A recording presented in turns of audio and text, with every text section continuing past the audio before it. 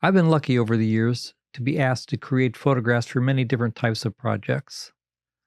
A local healthcare organization asked me to create a series of landscape photographs that they could use to put up in all their many offices and hospitals. One of these was in a rural county close to me.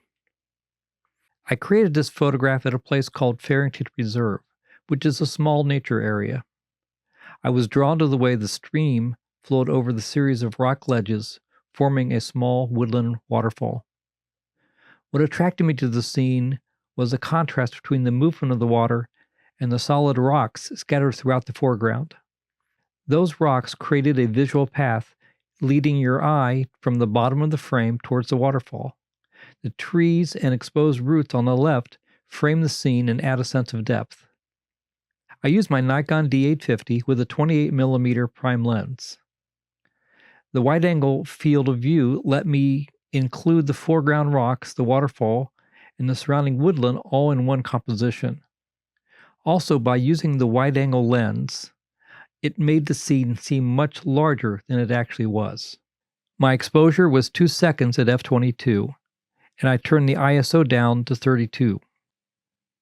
That 2-second shutter speed softened the moving water and gave it a smooth, flowing look, while the rocks and the trees stayed sharp.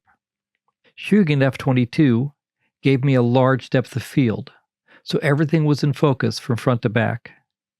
And to get the shutter speed I wanted and get the correct exposure, I had to use a neutral density filter on the lens.